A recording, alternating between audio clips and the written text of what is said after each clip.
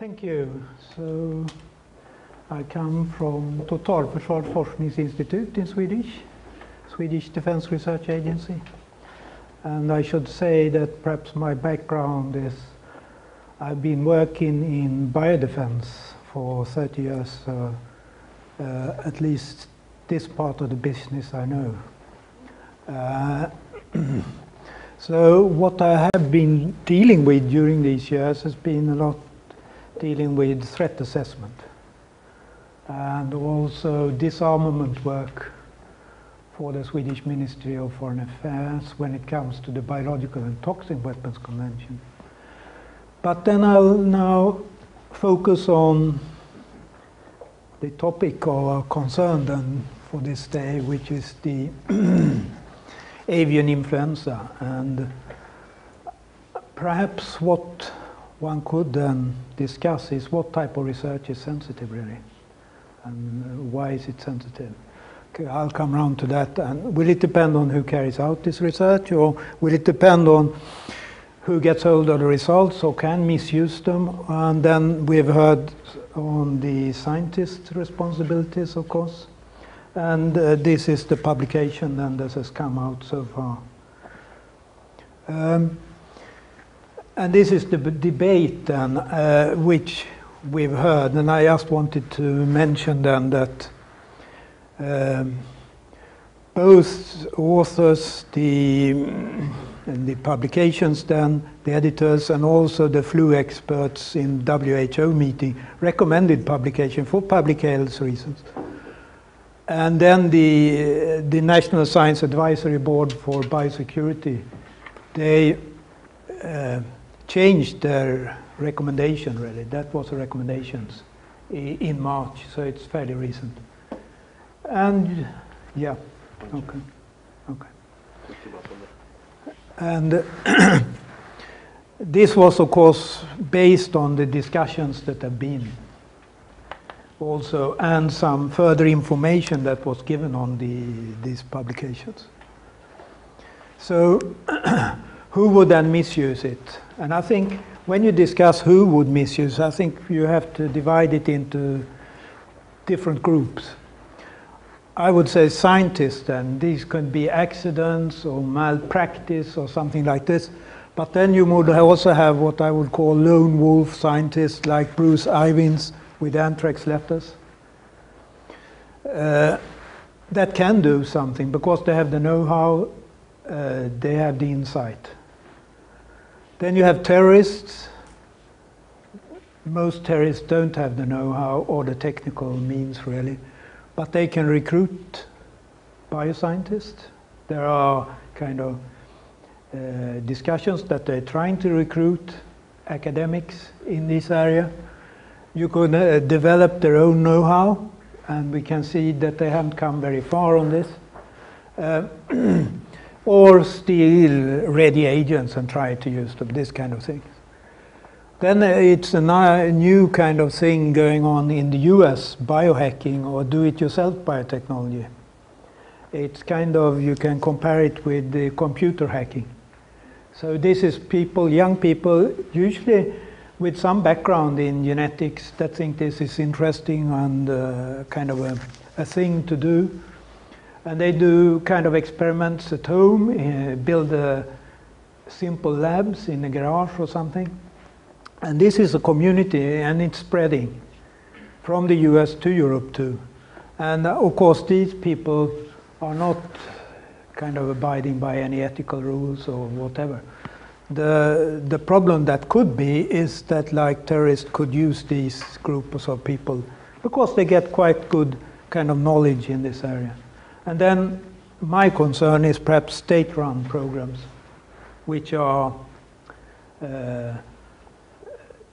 governments having programs for biological weapons or developing, and they have all the know-how and the technical means to do things.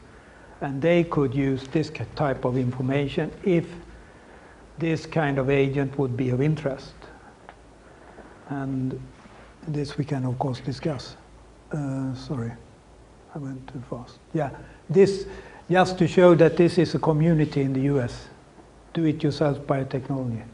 And if you want to read more about this kind of thinking going around this, Rob Carlson has written a book on this, and it's quite interesting. He promotes this. He thinks it's a good idea for innovation, because many of the scientists in the bio area or other areas, they're fixed in old principles and don't think new. So he wants to use young people with new innovative ideas. And this is kind of a thing. How big this is or will grow is a question, of course. Then we come to the more dedicated people like bioterrorists. And I think what you can see is that there is a new group of terrorists. Really what we could talk about is more post-Al-Qaeda now.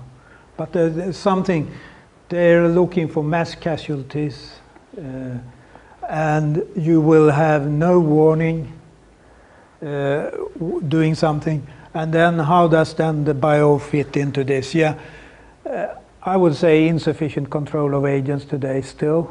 In many places it's very easy to get hold of agents. Or for that matter, production equipment. You have the globalization. Everybody has got biotech equipment today. That is not a problem. Before you thought you could restrict who would have sophisticated equipment. I think this is very difficult today. And another problem for governments is that it's very difficult to detect anybody preparing something in the bio area, of course. And then I think the last point is very important for anybody doing anything here is the media impact it would have. Even if I just threaten with an agent, that has an media impact. So if I could show authorities that I have an agent, that will also have an impact. So you don't need to have a big effect to have a big impact on societies. And these are discussing examples of research that have been discussed. I mean, this Spanish flu, or there are a number of these kind of examples, like I've taken the vaccine case, but if you look at them, there are not that many cases really that everybody kind of cites in publications.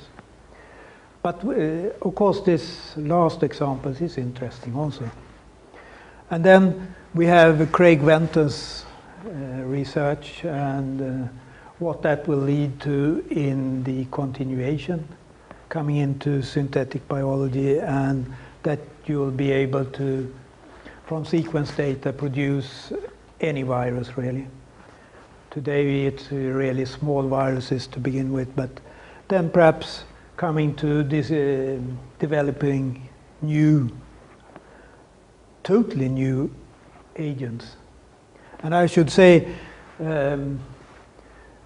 this area then of synthetic biology is of course one of the areas where the US defense is putting a lot of money. And I'll come back to this discussion. This is synthetic biology, and this could be a driver for terrorists thinking this could be something, but I think it's too sophisticated for terrorists. I think what it could be is for people engaged in biological weapons program. And then just coming back to these issues that the President's Commission on Ethics has looked at synthetic biology, saying that there is perhaps not any new kind of risks that we haven't discussed previously, which is quite interesting. And then I wanted to mention that this National Science Advisory Board for Biosecurity, they have come up with guidelines previously. But you should then remember that these do not apply for industry. They do not apply for Department of Defense. And that is one of the things I'm sometimes a bit concerned about. But due to this avian flu discussion, the US has come up with government policy now. for review of, and you should notice that it's unclassified, of course, funding of research or ongoing research. And these are what they see as research of concern. And this list isn't really new. It's been around more or less like this, and it's easy to understand if you look at it why these things are on this list. But this came then in March 2012. And they connect this with these agents then. And you can say avian influenza there too. It's a very short list. It's not the US select agent list, which is longer than. But these so this is interesting. This is come very recently. And perhaps my question is, why does not Europe think in these kind of areas? I haven't seen something like this from the EU or from governments in Europe. I think this is quite interesting, and it's been quite positive, the response to this, because sometimes it's been a lot of discussion, these security guidelines coming out, but the academics seem to be thinking perhaps, yes, this is perhaps something we can go along with. And it doesn't mean that research on this will be stopped. It's just a red flag that you would have to go through some discussion or something, and so it's not stopping research on this. And then coming back to one of my concerns, as I've myself been involved in biodefense, which is an area then where you can see here, I've just put some numbers for the US program compared with the Swedish program, 2009. This comparison is, you can see this, and you can see here 2001, 2011, the amount of money the US has spent on biodefense, which is gigantic in the sums of money they spend. And the number of biological defense research and development programs are increasing. That we have any information really on this, the US has been fairly open with their program, what they have, but other countries haven't. But due to the International Biological Weapons Convention, there is something called confidence building measures, CBMs, where states should come up with information on their biodefense programs. It's not very, say, deep information, but there is some information, which is good. And then when you look, why does the US has this big program then? Yes, they talk about the uncertainty about other states, their biological weapons programs like Iran, North Korea or Syria, saying that there are some questions still. They're not concerned when it comes to China and Russia. I myself have focused a lot on Russia during many years, which is still very interesting.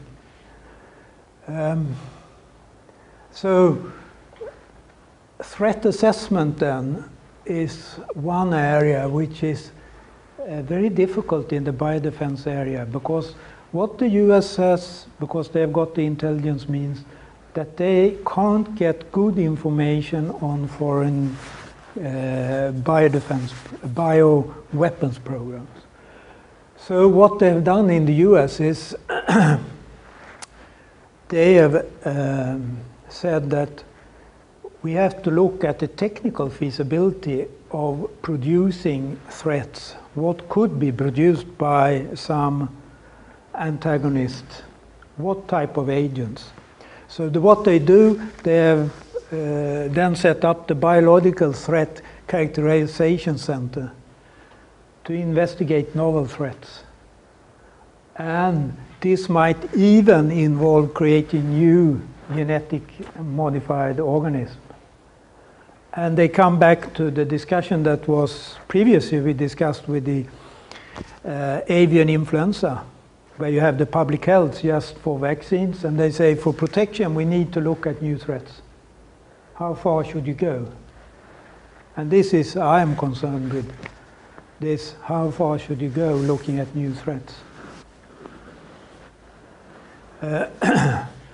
Because I think one of the things is the borderline between defensive research and offensive research is very difficult to draw.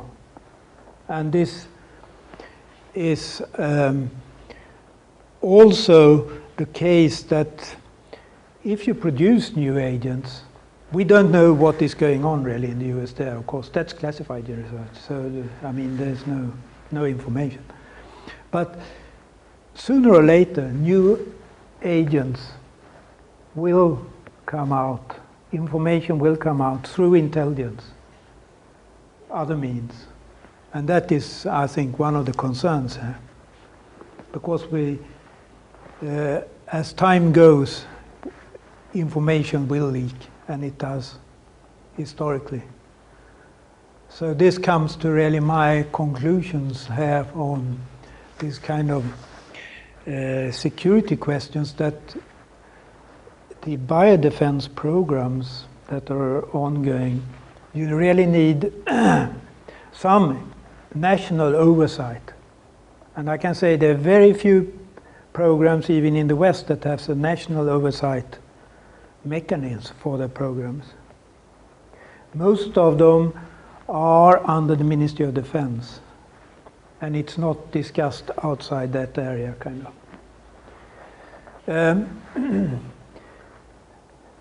And I think one question which is more for scientists, and how can you protect scientists in a defensive program, that they're not forced over to offensive program like they were in the Soviet Union? You can then discuss, of course, if it was by free will or not, but there was pressure put on scientists for national security to do things. And how would you do that?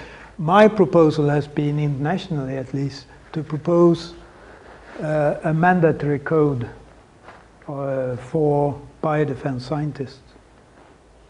That we also would need some kind of whistleblowing mechanism, or an international kind of ombudsman or something, where scientists that are concerned could turn to. I mean, you can always say that scientists can leave a program, but that can sometimes be easier said than done. At least in some countries, if you have highly secure, sensitive information, it's not so easy as to leave and go somewhere else. And I think for me this is an area which is important. And then to prevent diversion of agents and knowledge in this area, and how you do. And I think we need tighter security measures on dual use. But I think science can be used for terror, misused of course, but I think scientific openness is very important. And that is also important for the biodefense programs. We need openness. Like in Sweden, it's fairly open what is the research that's going on. But in some countries you would know nothing about the type of research going on. And I think this, you would have to depend on the self-governance of scientists, really. I think this is the way. But you need to raise awareness around these questions. You also need to, I think this, to in some way restrict technology development and this kind of discussion. It's just not, you can't do it. So I think this is kind of where you end up. And for me it's looking at the United States with this very big program to prevent bioterrorism, but at the same time you have had very, very few cases of bioterrorism. There are extremely few cases. So it's This is a question. And of course, other countries look at the US and ask, why do they have this gigantic program? What is the reason, like Russia or China? So, and doing this very sophisticated research, why is it not done in the academic area instead, but in the defense area? So with that kind of note for discussion, thank you.